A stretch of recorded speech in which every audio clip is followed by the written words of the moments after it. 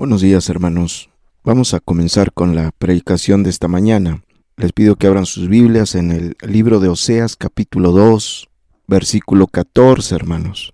Oseas, capítulo 2, versículo 14.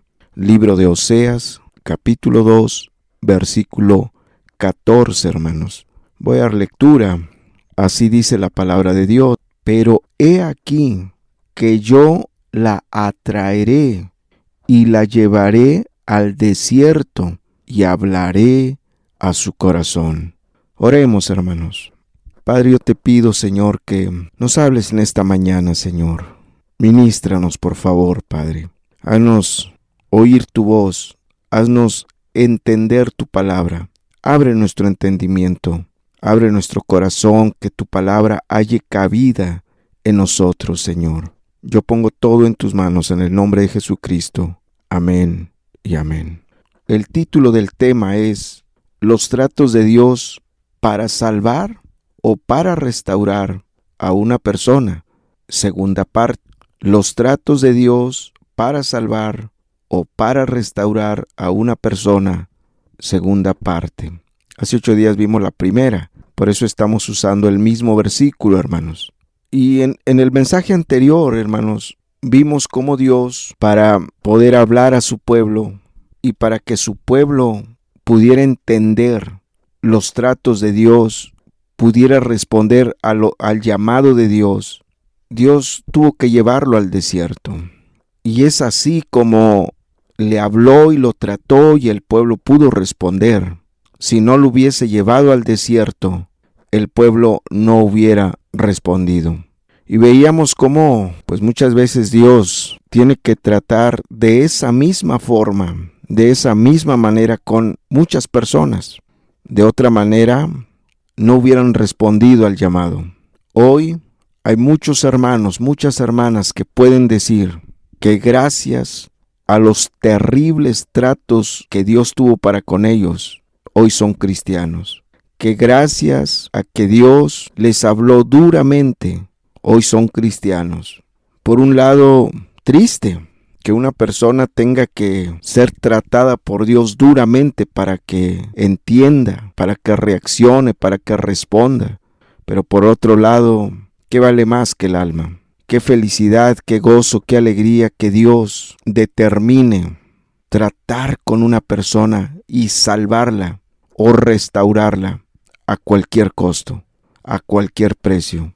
Porque al final de cuentas, el alma es eterna. Y eso es lo único que vale la pena. La salvación del alma.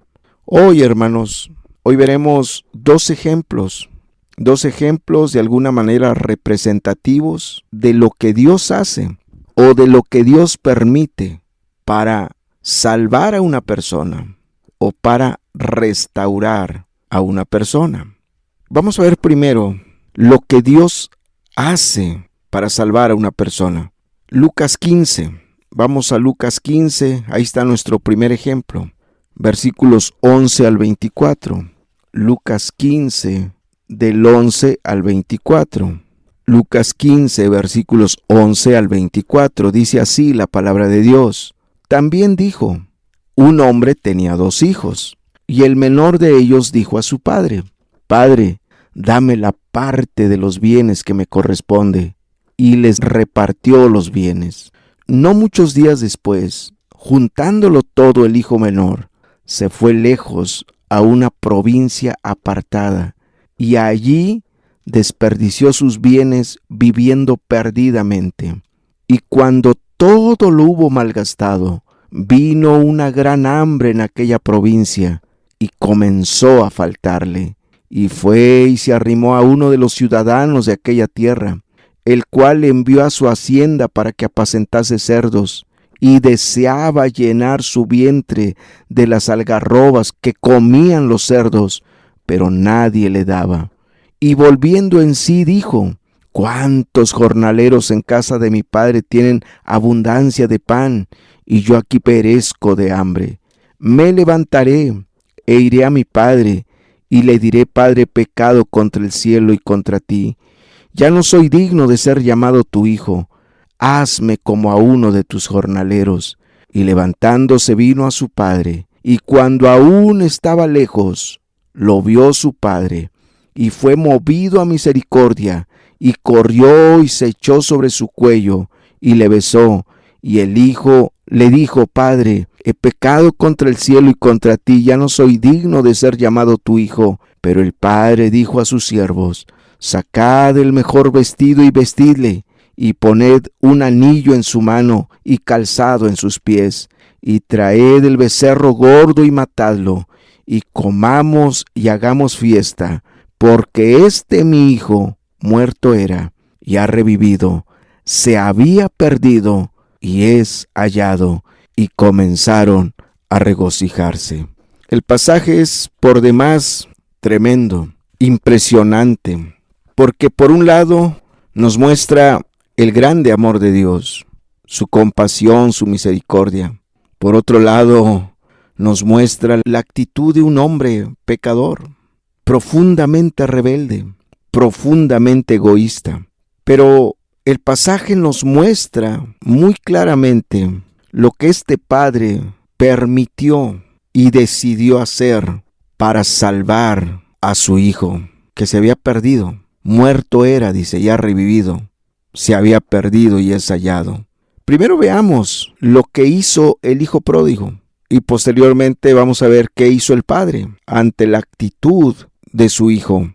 Lo primero que vemos es que este joven no valoró a sus padres, no valoró la gran bendición de tener a sus padres, no valoró a su familia, no valoró su hogar, la comodidad que disfrutaba en casa, todas sus necesidades suplidas. Había abundancia de pan, abundancia de paz, había tranquilidad, había armonía, había mucho bien en ese hogar. Este joven no valoró el estar bajo el cuidado de sus padres.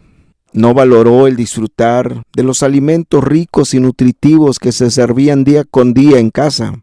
Cegado por su profunda rebeldía y profundo egoísmo, buscó independizarse de sus padres. Buscó una vida libre, lejos de la autoridad, del cuidado y de la supervisión de sus padres. Hizo lo que casi nadie hacía. Pidió la herencia por adelantada. En la antigüedad era muy común que la herencia se repartía hasta que los padres fallecieran. Pero sin embargo él, a causa de su profunda rebeldía, a causa de su profundo egoísmo, él decidió pedir todo antes de que el padre muriera, lo cual era una ofensa impresionante para el padre. Este joven decidió elegir el camino de los vicios, el camino de los placeres, el camino de los deleites temporales de la vida. Él tomó una decisión: darle rienda suelta a sus pasiones y deseos. Detestaba la autoridad de sus padres. Detestaba que sus padres le señalaran sus errores, sus fallas, que le dijeran: esto no está bien, esto tampoco está bien, esto no es bueno. Se fastidió de que sus padres continuamente le estaban marcando el camino, le estaban marcando el camino a seguir. Se fastidió de que sus padres continuamente estuvieran corrigiéndolo, no con vara, no con castigos, no con disciplina, sino a través del diálogo, de la conversación, de la comunicación, a través de las palabras. Obviamente los padres lo hacían por su profundo amor hacia su hijo, por el profundo amor que le tenían a su hijo, pero él no lo entendió de esa manera. Él pensaba que sus padres le tenían mala voluntad.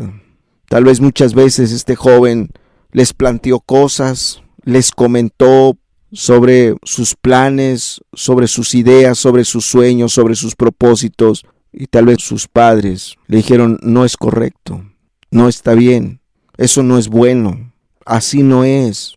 Mira, ¿por qué no haces esto? ¿Por qué no haces esto otro? Se cansó el joven de la autoridad de sus padres, del consejo, de la dirección, de la disciplina de sus padres, y decidió independizarse.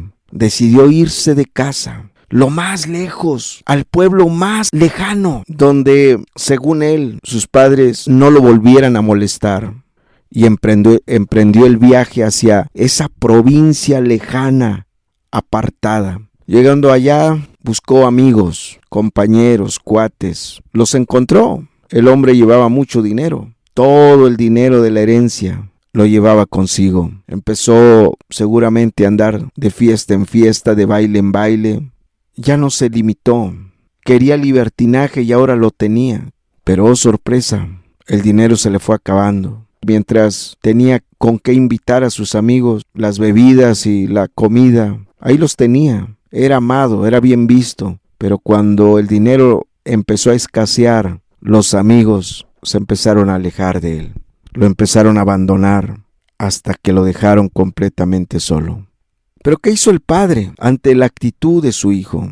Ante esa profunda rebeldía. ¿Qué hizo su padre? Bueno, seguramente por sentido común buscó convencerlo a que desistiera de su plan perverso de irse de casa. ¿Cuánto no hablaría su padre con su hijo? Un padre con mucha experiencia, con mucho amor, con mucho tacto, con mucha inteligencia, con mucha sabiduría. ¿Qué no hablaría con él? El objetivo era convencerlo, que desistiera de su plan, que no se fuera de casa, que no se apartara, que no se independizara. Tal vez el padre le decía, hasta que te cases, entonces te independizas, hasta que formes tu familia, hasta que ya decidas contraer matrimonio, entonces yo mismo te ayudaré para que tengas un hogar aparte, que construyas tu casa. Vas a vivir bien, en paz, con tu esposa, con tus hijos. Dios los va a bendecir. Pero ahorita, ¿por qué? ¿Para qué? Te va a ir mal, te va a ir mal. No lo hagas. ¿Cuántas horas y horas y horas de diálogo, de plática? ¿Cuántos argumentos? Tal vez decenas y decenas de argumentos el padre le presentó para hacerlo entrar en razón, a fin de que este hijo desistiera de su plan perverso. Pero el hijo se aferró. Ya no hubo nada que lo hiciera desistir. El hijo estaba determinado a irse. El hijo estaba determinado a hacer lo que ya le había venido en gana. Ya tenía el dinero, ya le habían dado la herencia. El hijo tomó la decisión de irse de casa. Y el padre, con todo el dolor de su corazón, lo dejó ir. Pareciera que el padre para sí mismo dijo, ¿quieres aprender a la mala? ¿Quieres experimentar en carne propia lo que es el dolor del pecado, de la rebeldía, del egoísmo? Lo vas a tener que aprender. El amor que el padre le tenía a su hijo era inmenso, especialmente porque era su hijo menor, por lo que el dolor que ese padre experimentó al ver la partida de su hijo era demoledor, pero lo tuvo que dejar ir. Seguramente ese padre oraba todos los días por su hijo, clamaba a Dios, intercedía, oraba por él. Y conforme transcurrían los días, el padre albergaba una esperanza de que su hijo, sacudido por su propia conciencia, regresara arrepentido a su hogar. Pero no fue así. Pasaron los días y el hijo no regresaba. Posteriormente, seguramente el padre albergó otra idea, una esperanza de que su hijo, al ver que se le estaba terminando el recurso, que se le estaba terminando el dinero, volvería arrepentido a su hogar. Pero tampoco fue así. El padre más o menos tenía un cálculo de tiempo, de cuánto le duraría todo ese dinero que se llevó. Y todos los días esperaba el regreso de su hijo, pero su hijo no regresaba. El padre contaba con todos los recursos económicos y seguramente tenía contactos, conocía personas en muchos lados que le informaban de su hijo. El padre inmediatamente se enteró a qué provincia se había ido su hijo, cómo se llamaba la comunidad, el pueblo, la ciudad donde su hijo ahora estaba viviendo. Pero es impresionante que el padre no lo fue a buscar. El padre no fue por su hijo, solo se dedicó a orar y a esperar que su hijo regresara a su hogar. ¿Cuántos reportes, cuántos informes recibió el padre de su hijo? El padre supo cuando a su hijo se le había terminado el dinero y pudo haberle enviado dinero. En su humanismo, en sus emociones, en sus sentimientos, pudo haberle enviado dinero, pero no lo hizo, porque el padre sabía que su hijo necesitaba tocar fondo, necesitaba experimentar en carne propia las consecuencias de su rebeldía, las consecuencias de su pecado, las consecuencias de su egoísmo. Y tal vez hubo personas que le dijeron: está sufriendo mucho tu hijo.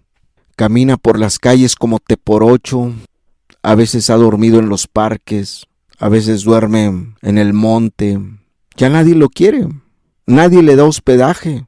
¿Cuánta gente le ha de haber dicho a este padre de familia: no seas malo, ve por tu hijo, eres muy malo como padre, eres muy malo, está sufriendo tu hijo, ve por él, dile que lo perdonas, dile que lo amas, dile que regrese a casa? Pero este padre era muy sabio, muy inteligente, y este padre sabía que si él iba por su hijo, que si él hacía el viaje hasta aquella provincia apartada y se traía a su hijo de regreso, su hijo no aprendería la lección. Este padre lo sabía porque este padre era muy inteligente. Dijo para sí mismo, seguramente: si yo voy por él, si yo voy y le digo vente a casa, ¿por qué estás sufriendo? Mira cómo te han tratado acá, mira cómo te han maltratado, no te quieren, mira lo que estás sufriendo, vente a casa. El padre sabía que si él actuaba de esa manera, su hijo no aprendería la lección. Y tarde o temprano el hijo le reprocharía, le restregaría en su propia cara. Le diría: pues ahora te aguantas porque tú fuiste por mí. Yo quiero seguir viviendo igual como yo vivía antes. Yo no quiero que me des órdenes, no quiero que me digas qué tengo que hacer. Yo no quiero que me estés molestando, porque yo no regresé por mi propia voluntad y por mi propio pie. Tú fuiste por mí, tú me rogaste, tú me pediste, hasta cargaste mi maleta de regreso. Por lo tanto, el padre, aunque oía, aunque le comentaban, aunque le decían, aunque le platicaban de todo lo que su hijo estaba sufriendo allá en aquella provincia apartada, su padre no fue a buscarlo, no fue por él. El padre sabía que su hijo necesitaba tocar fondo, necesitaba experimentar en carne propia las consecuencias del pecado, las consecuencias de la rebeldía, las consecuencias de su egoísmo. ¿Cuántos papás impiden los tratos de Dios para con sus hijos? Actúan en su carne, en sus emociones, en sus sentimientos. Actúan muy humanistamente, de una manera muy humanista. Y así el hijo no toca fondo, no aprende, porque muchas veces los papás son el principal estorbo para que los hijos vean su necesidad de Dios y entiendan que el pecado es muy amargo, es muy doloroso y que ya no les queden ganas de pecar. Y así este padre no fue por su hijo, no lo buscó, aun cuando continuamente le decían: se va a morir, está sufriendo mucho, hay días que no come. Qué dolor sentía el padre. Pero oraba y oraba solamente por él, pidiéndole a Dios su intervención, que lo hiciera recapacitar, que lo hiciera entender, que arrojara luz sobre su vida, que abriera su entendimiento. Y Dios contestó la oración de ese padre. El hijo tocó fondo. Tan tocó fondo que ya no le quedaron ganas de pecar. Tan tocó fondo que ya no le quedaron ganas de ser rebelde hacia sus padres. Tan tocó fondo que le dijo a su padre: estoy dispuesto a someterme a tus reglas, a tus leyes, a tus mandamientos. Estoy dispuesto a someterme a la disciplina que me impongas. Es más, estoy dispuesto a que ya no me trates como a un hijo, sino como a uno de tus jornaleros. Dice el verso 14 al 21. Estamos ahí en Lucas 15. Del 14 al 21 dice así: Dice así: y cuando todo lo hubo malgastado, vino una gran hambre en aquella provincia y comenzó a faltarle. Y fue y se arrimó a uno de los ciudadanos de aquella tierra, el cual envió a su hacienda para que apacentase cerdos, y deseaba llenar su vientre de las algarrobas que comían los cerdos, pero nadie le daba. Y volviendo en sí dijo: ¿cuántos jornaleros en casa de mi padre tienen abundancia de pan, y yo aquí perezco de hambre? Me levantaré e iré a mi padre, y le diré: Padre, he pecado contra el cielo y contra ti. Ya no soy digno de ser llamado tu hijo. Hazme como a uno de tus jornaleros.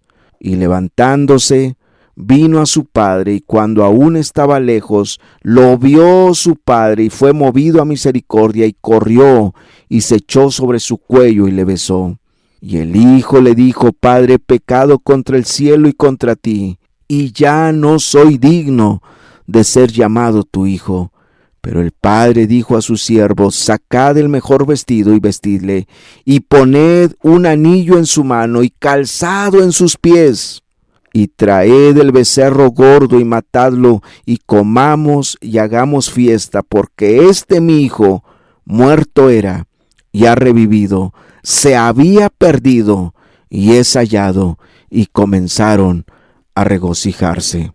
Impresionante el regreso del hijo. El hijo volvió a la salvación. El hijo fue salvo, pero tuvo que tocar fondo.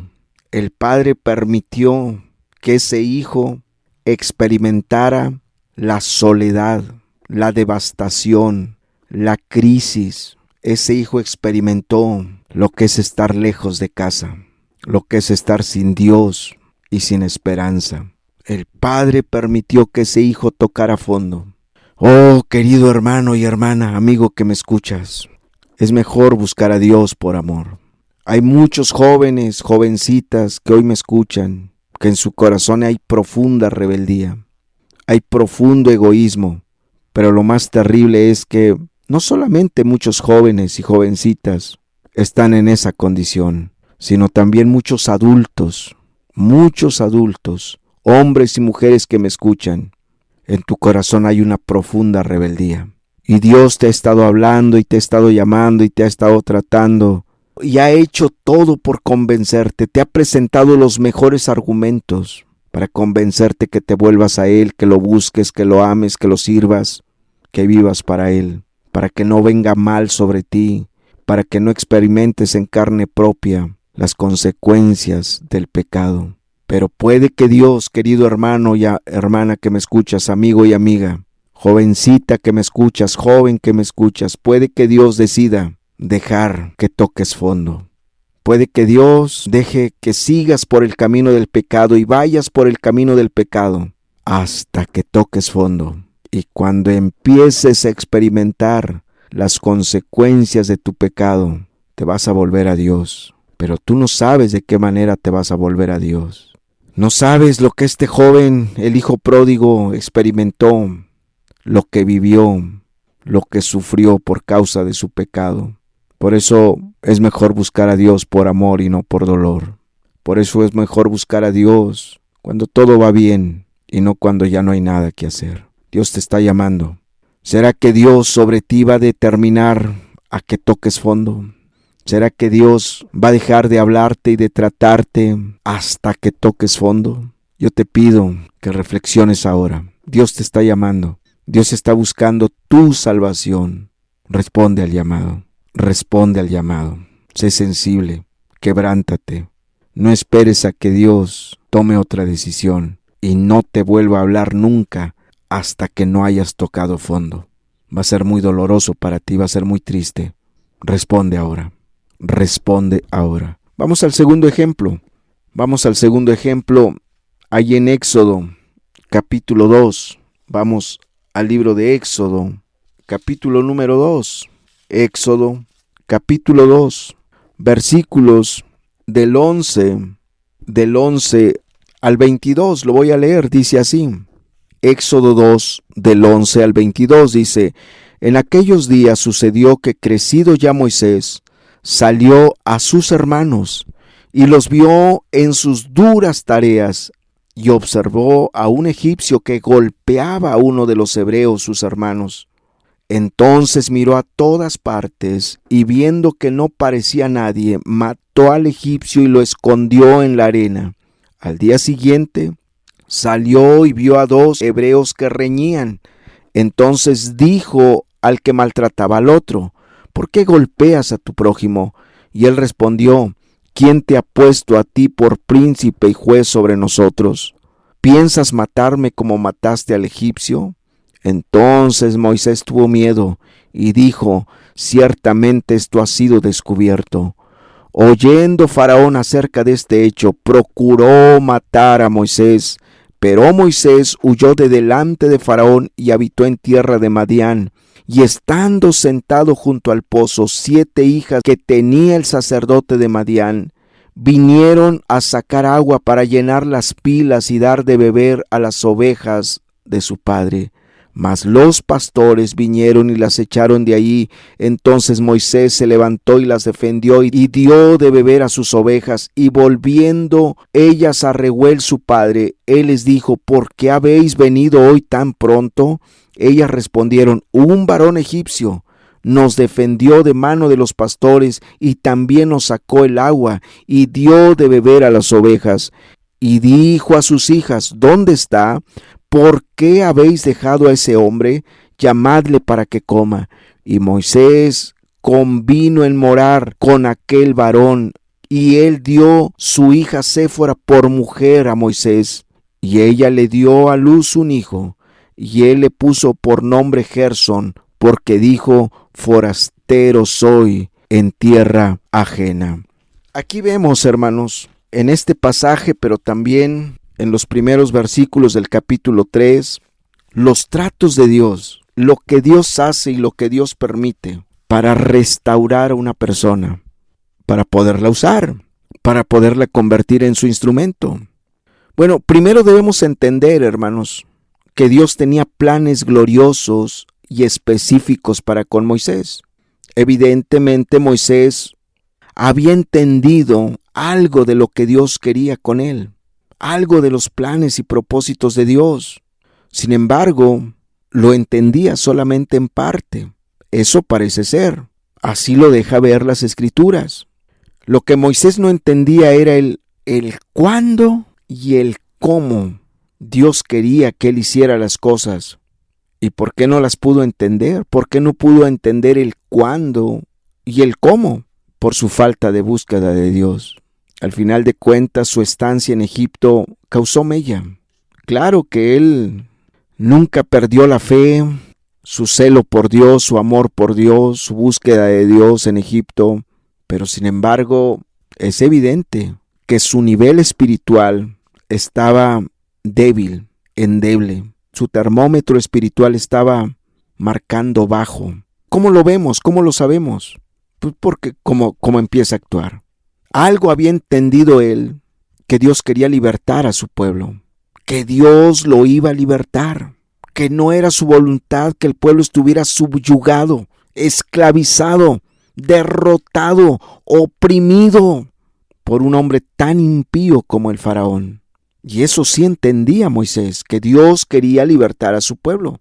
Pero al no estar en una comunión íntima con Dios, empezó a actuar en su carne, en sus fuerzas. Te habla ahí en el verso 11 y verso 12, dice: en aquellos días sucedió que, crecido ya Moisés, salió a sus hermanos y los vio en sus duras tareas. Y observó a un egipcio que golpeaba a uno de los hebreos, sus hermanos. Entonces miró a todas partes, y viendo que no parecía nadie, mató al egipcio y lo escondió en la arena. ¿Qué ves aquí? A Moisés actuando en su carne, bajo su propia sabiduría, bajo su propia inteligencia, bajo su propia imaginación.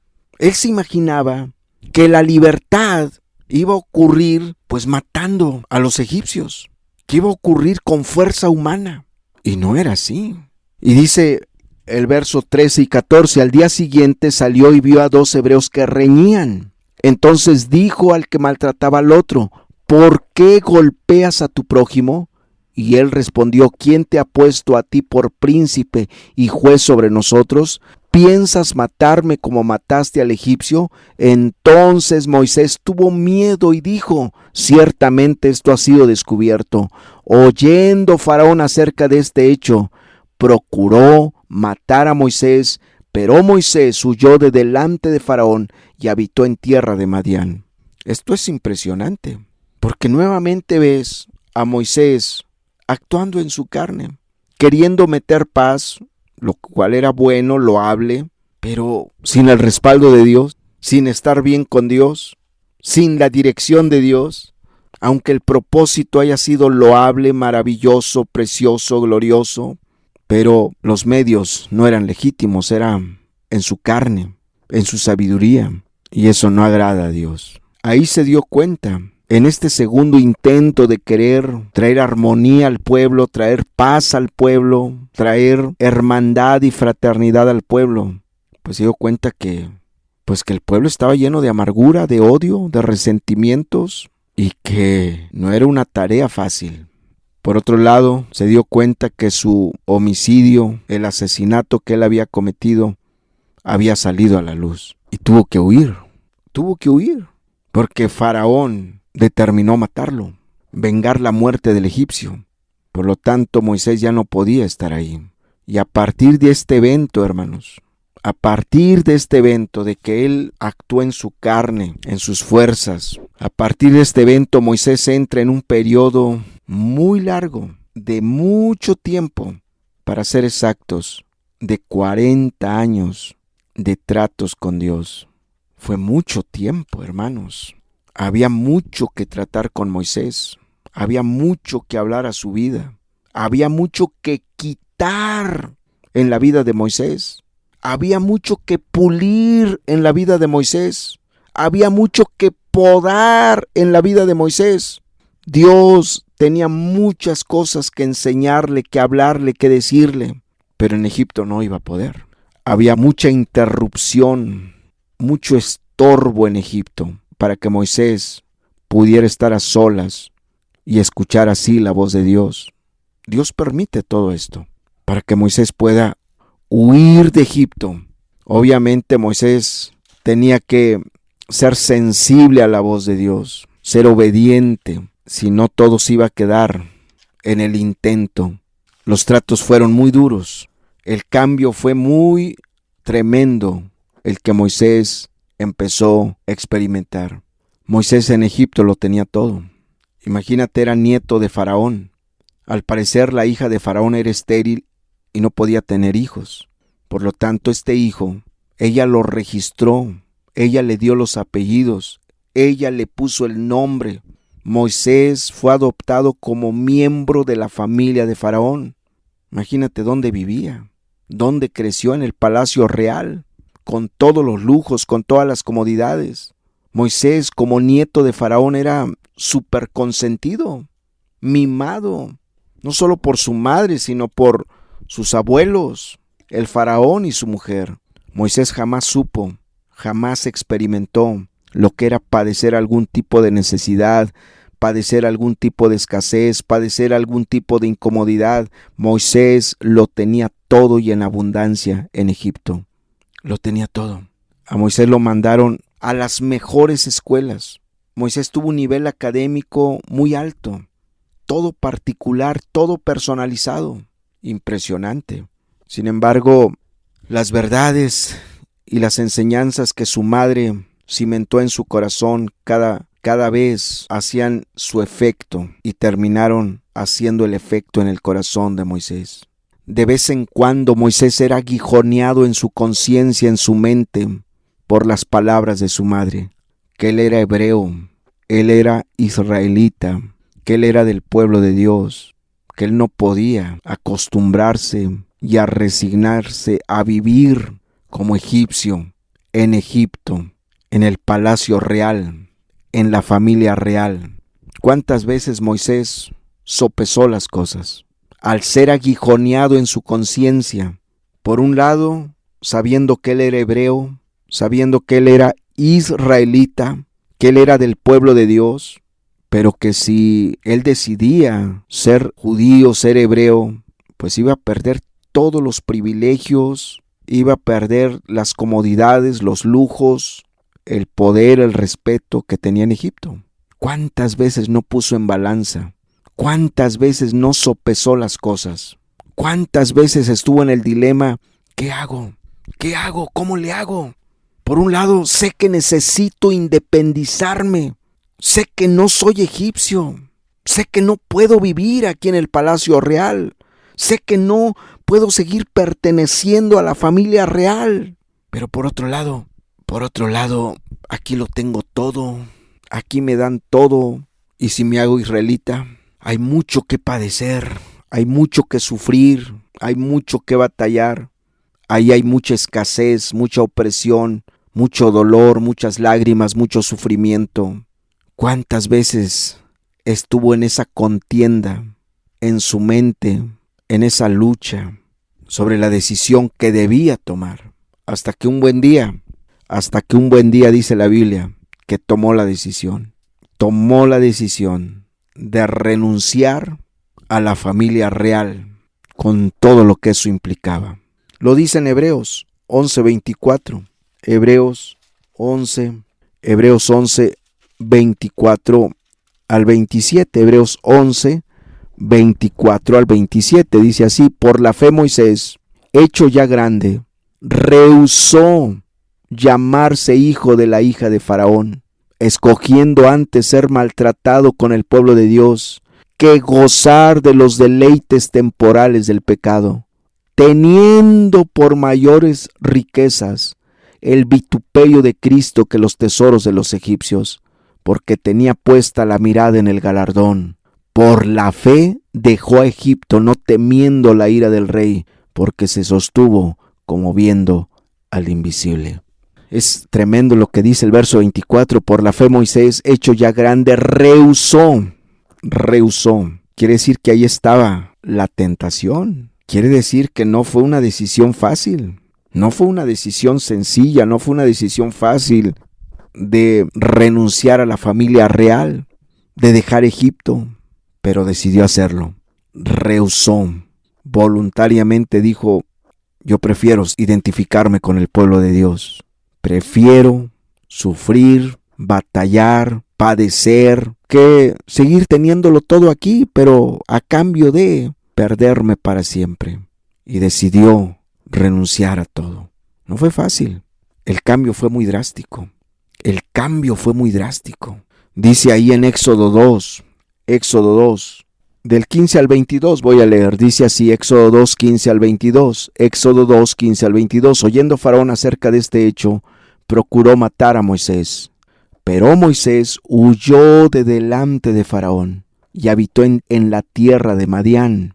Y estando sentado junto al pozo, 7 hijas que tenía el sacerdote de Madián vinieron a sacar agua para llenar las pilas y de dar de beber a las ovejas de su padre.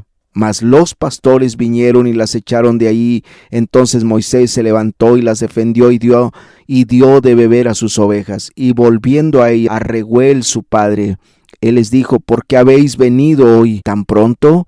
Ellas respondieron: un varón egipcio nos defendió de mano de los pastores y también nos sacó del agua y dio de beber a las ovejas. Y dijo a sus hijas: ¿dónde está? ¿Por qué habéis dejado a ese hombre? Llamadle para que coma. Y Moisés convino en morar con aquel varón, y él dio su hija Séfora por mujer a Moisés, y ella le dio a luz un hijo, y él le puso por nombre Gersón, porque dijo: forastero soy en tierra ajena. El cambio es dramático en la vida de Moisés. El cambio fue impresionante. Ponte a pensar, de vivir en un palacio con todos los lujos y comodidades de la noche a la mañana, ahora vivir, pues la casa de Jetro seguramente era una casa muy sencilla. No se ve que Jetro haya sido un hombre rico, pudiente. Tal vez le facilitó un cuarto ahí, un cuartito reducido. Tal vez ni cama había, tal vez solamente era un petate en el piso. Y Moisés en Egipto estaba acostumbrado a la mejor cama, un colchón de superlujo, comodísimo.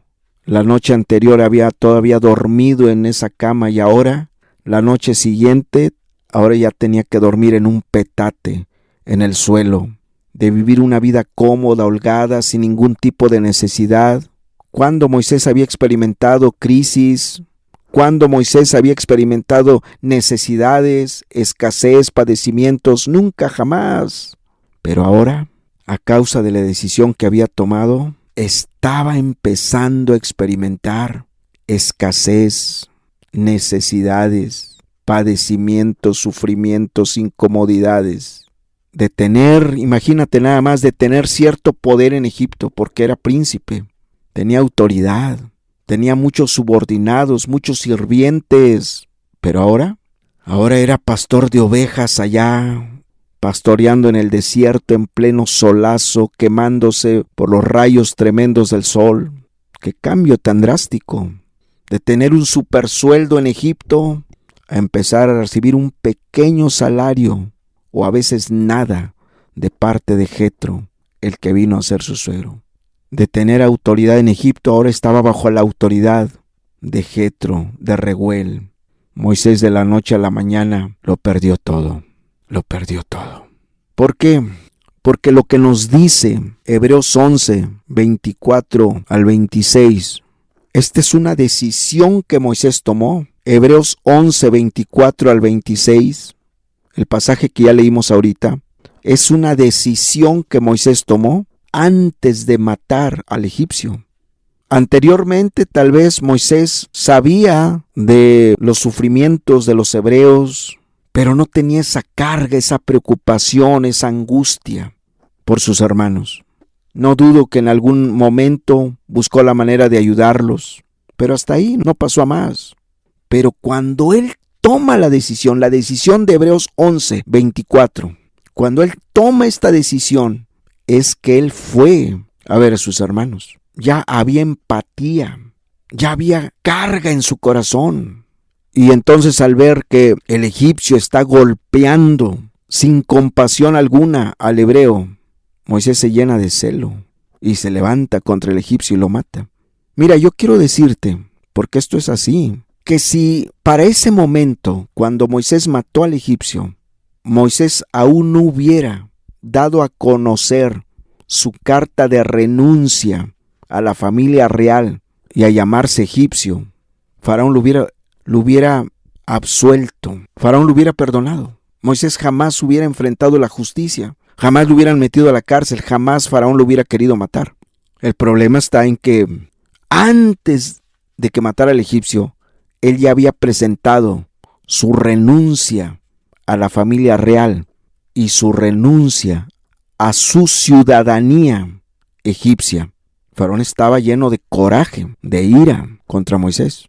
De tal manera que cuando le avisan a Faraón que Moisés mató al egipcio, pues vio la oportunidad de vengarse inmediatamente. Lo iban a matar.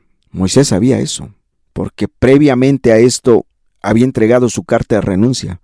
Les había dicho, yo no soy egipcio ya, yo soy hebreo. Renuncio a la ciudadanía egipcia. Y por eso Moisés sabía que ya no lo iban a absolver, no lo iban a perdonar. Aunque Faraón tenía todo el poder para decir, no lo toquen, no le hagan nada. Oye, pero mató a un egipcio, que mate a otro y puede matar a los que quiera y no hay problema. Su nieto, imagínate. ¿Tú crees que lo iba a mandar a la cárcel? ¿Tú crees que lo iba a ejecutar? ¿Tú crees que iba a permitir que la ley le cayera encima? Pues no, claro que no. El problema está en que Moisés ya había renunciado a la ciudadanía egipcia y a todos los derechos, y sobre todo la familia real. Y cuando Moisés se ve descubierto entonces de su homicidio, huye a Madián, al desierto. Y es ahí, en ese desierto, en ese sequedal, hermanos y hermanas. Oh, qué terrible fue para Moisés llegar a Madián. No fue fácil. Muchos sentimientos, emociones, pensamientos, ideas le cruzaron por la cabeza. Por un lado extrañaba la comodidad, los lujos de Egipto, la abundancia de Egipto, pero por otro lado sabía cuál era su deber y su responsabilidad. Y ahí en Madián empezó a experimentar una soledad impresionante. Muchas veces Moisés en Madián se sintió solo, absolutamente solo.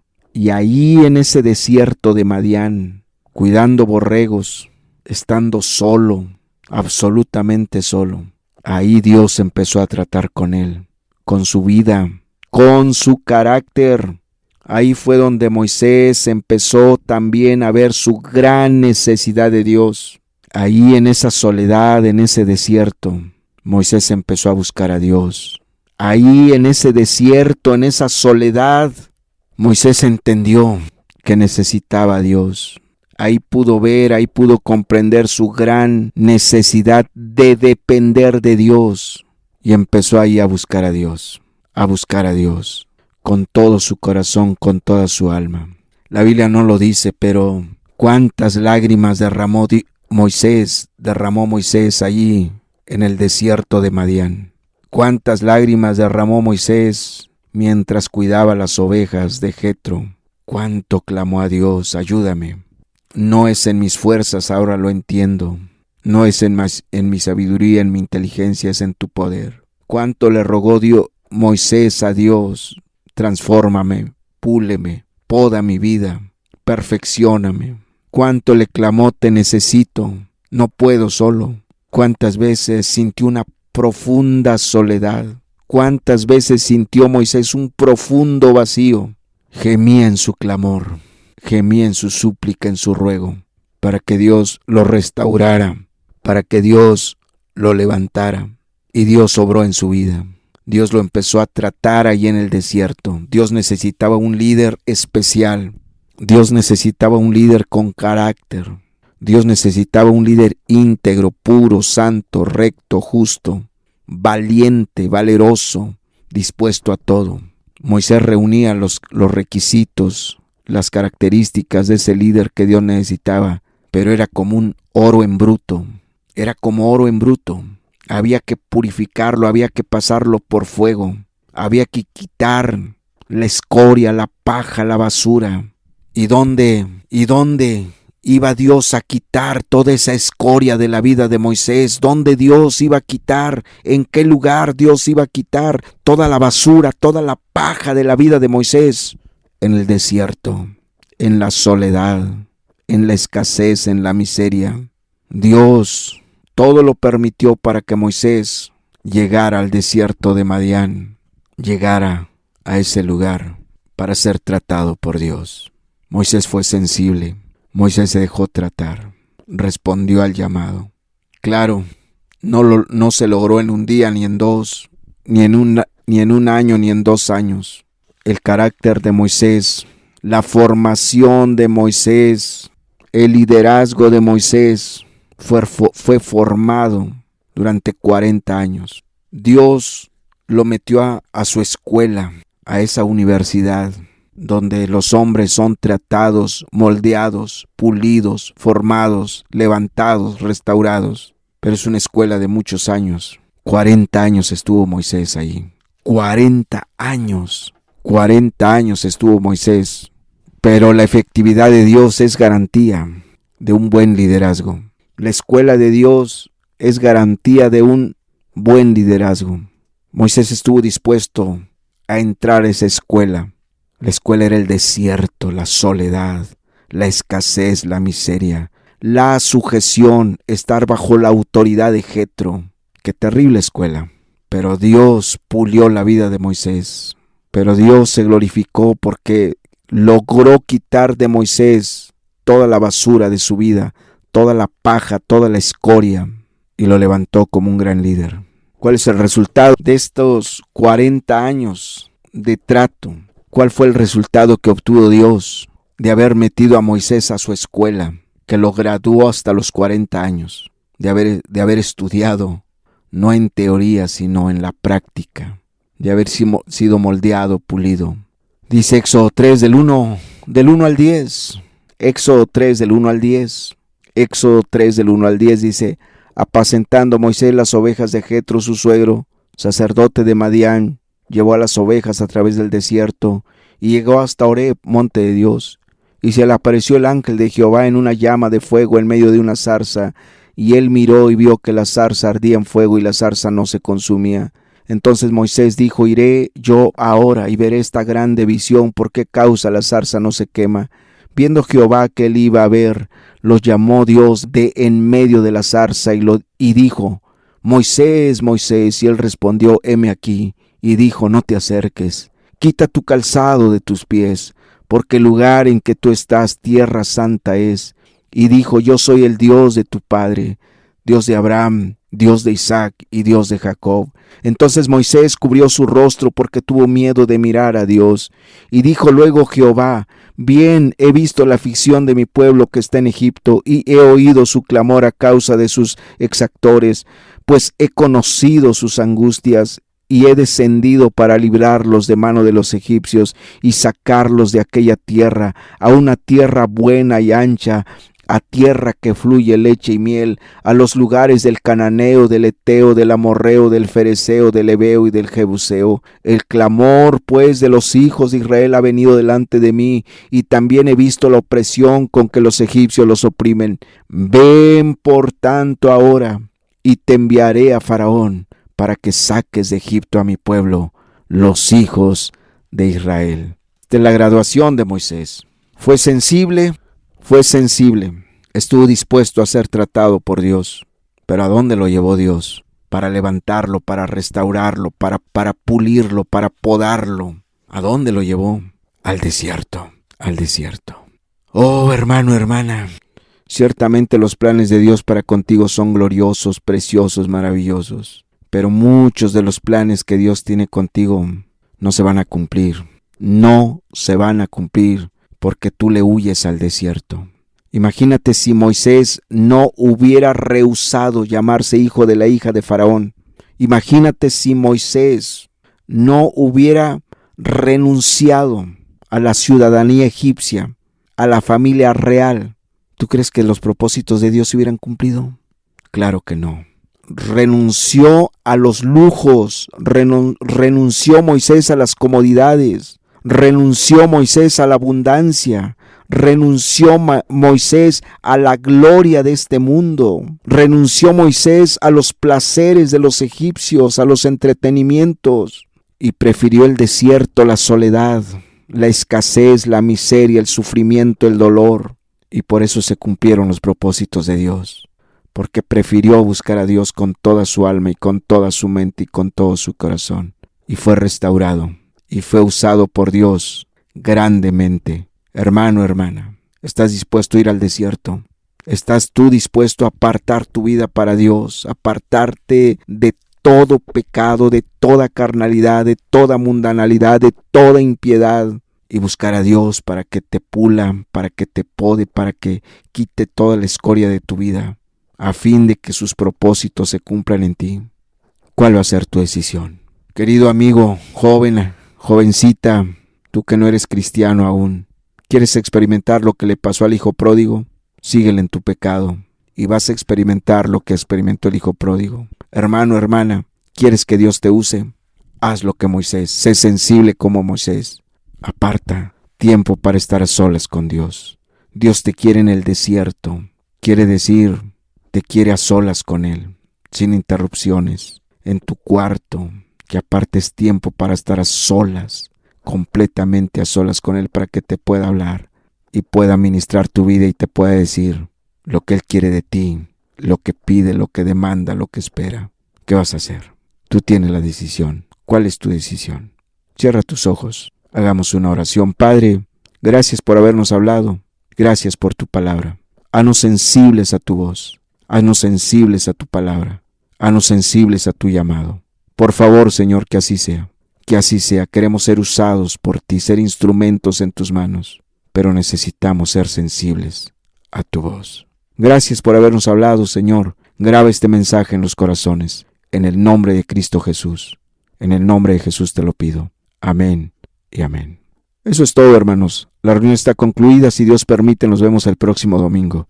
Hasta entonces, hermanos, que Dios los bendiga.